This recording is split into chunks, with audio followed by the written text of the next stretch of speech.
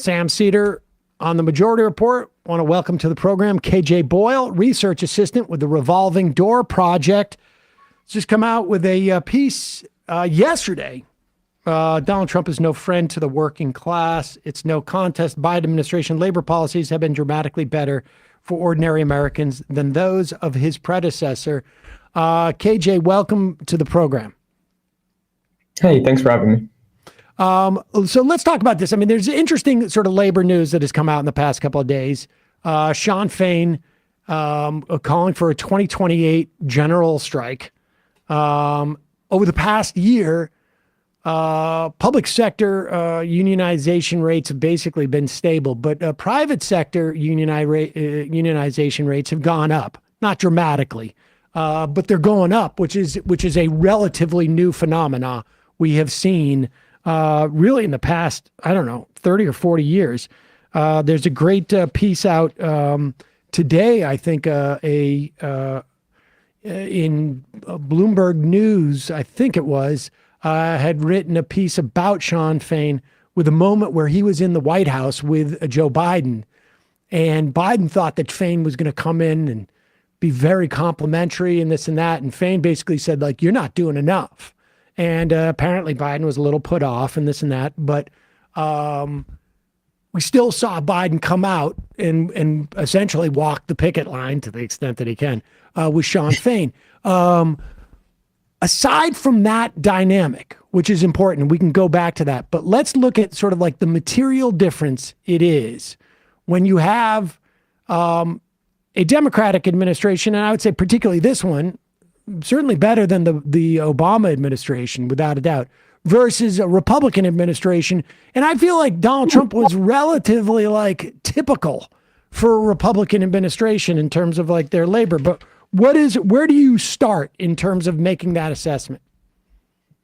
Yeah, I think the easiest place to start probably is just looking at who they appoint to head the top executive branch agencies, departments that deal with labor policy. So that would be the Department of Labor and the National Labor Relations Board.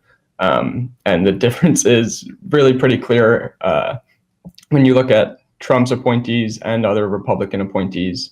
They're pretty much always either a CEO of a company, which we saw Trump's first appointee to the Department of Labor was the CEO of a restaurant conglomerate firm that owns Hardee's and Carl's Jr. And same thing at the NLRB. It's either a CEO or a attorney that used to represent anti-union, anti-labor firms. So the type of people that Republicans put into these administrations are vastly different from, the pro-union, pro-labor people that we see under the Biden administration. All right, well, let's go to the National Labor Relations Board General Counsel. There is a National Labor Relations Board, and that now has a majority of board members have been picked by Biden, but the General Counsel acts like has a sort of like a unique role relative to, it's like doesn't have the sort of the status of an agency department head, but has a more functional, feels like it has a more functional role than these agency department heads. What does the National Labor Relations Board General Counsel do generally? Yeah, so the General Counsel is kind of like sort of like a gatekeeper for what the board is going to, the types of cases that the board is going to pursue and what cases come before the board. So they, determine what cases the board will review. They kind of can give directives to the regional directors about what cases they should try to pursue as well. And we saw that recently with Jennifer Abruzzo, the current general counsel. When she came into the role, she outlined the types of cases that she wanted her underlings to pursue, and that ended up, it can end up bringing cases that overturn bad precedent, like I mentioned in the piece of the Cemex ruling that brought us back to a similar dynamic of Joy Silk and Card Check. the general counsel also do they set rules, or do they basically just pick cases with the idea of like organizing the other board members to pursue these rules? Is it the latter? Yeah. They sort of can decide which cases come before the board, and that ends up those rulings that the board ends up deciding will have established precedent that then impacts. Okay, let's talk about Peter Robb. He was the guy that Trump tapped to be the National Labor Relations Board General Counsel. He was a management side labor attorney. So he was explicitly like his vision of national labor relations or labor power was to depower them. I don't know what the word would be there. Disempower them. He worked for Proskauer Rose. He led the Reagan administration's Patco firings, essentially. Is that right? Yeah. So he has two claims to fame as a union buster. He was an attorney for Proskauer Rose, as you said, which is one of a handful of firms that corporations will go to when they get word that their employees are trying to unionize, and those firms will advise them and represent them in court to ensure that their employees can't unionize. And then, in the 80s, he was the lead attorney for the Reagan administration when they fired over 11,000 air traffic controllers, which really, decimated the union movement and, unions across the country. Shawn Fain gave a speech, I think it was yesterday or the day before, and specifically cited that moment as now we are paying for the sins of that moment by not, reacting as a labor movement around the country to that firing, because it just sort of like tumbled from there. And then Abruzzo, talk a little bit. You mentioned the Cemex ruling, that it was a sort of an attempt to return to a version of the Joy-Silk doctrine from 1949 to 69. That was the sort of like heyday of the labor movement in many respects. What is that doctrine, and what did Abruzzo do? And there seems to me that there's one more step that Abruzzo needs to take, but go ahead. Yeah, so for people who aren't familiar, the Joy-Silk doctrine is basically, it allows for card check unionization. So if a majority of workers in a company, in a bargaining union, sign union cards, the company has to recognize that union and bargain with them. And that's how it was, as you said, until 1969. And then that was overturned in the Giselle ruling, which basically allowed employers to, without any reason to say they don't recognize the union, demand a formal election before the NLRB. And then in that time, companies use that waiting period to try to convince workers, maybe threaten workers with firing or, any other unfair labor practice for joining a union.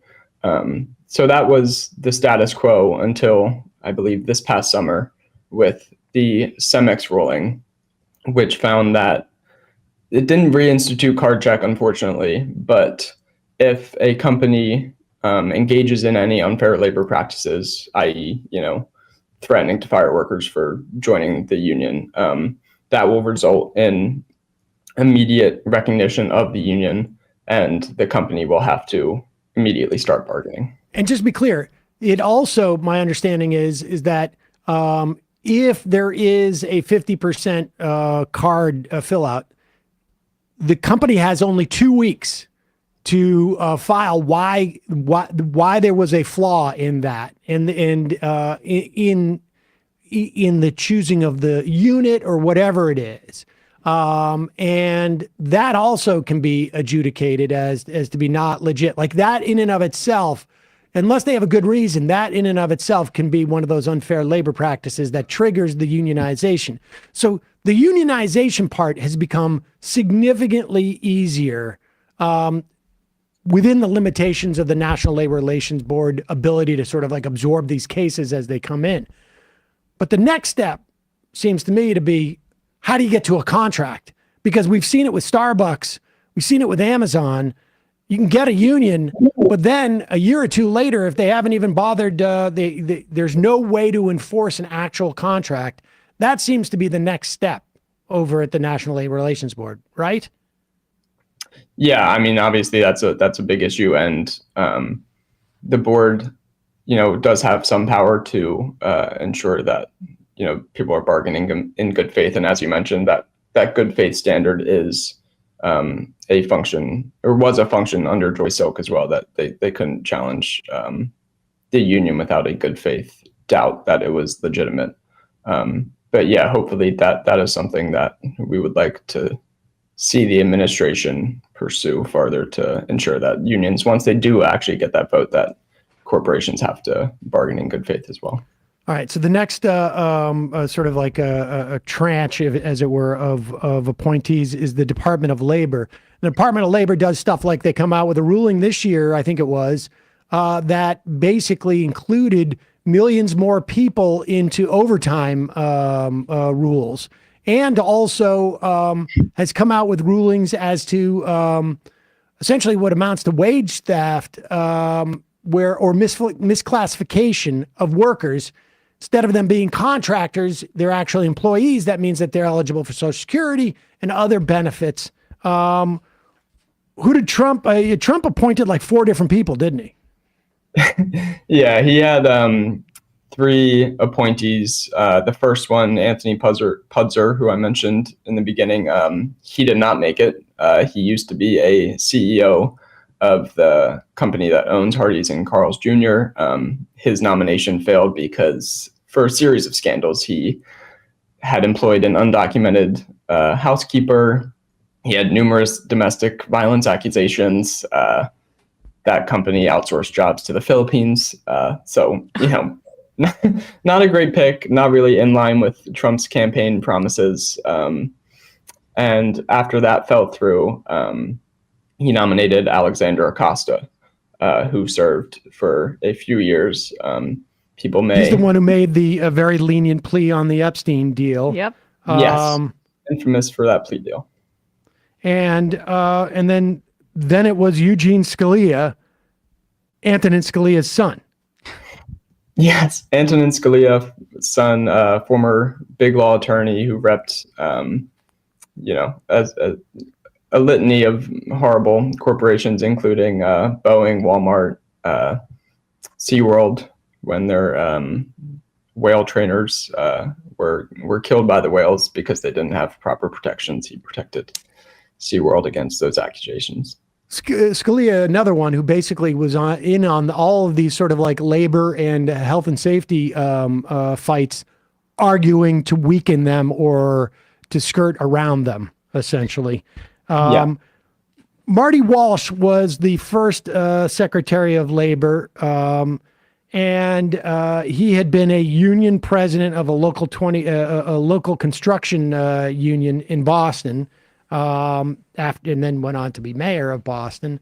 But tell us a little bit about Julie Su, who is the acting labor secretary, and she's only going to be the acting labor secretary, but she's going to be in there forever. It feels like now. Yeah, I believe the administration has put her up for nomination again, but yeah, it seems unlikely that will go through, so she can remain as acting, basically indefinitely.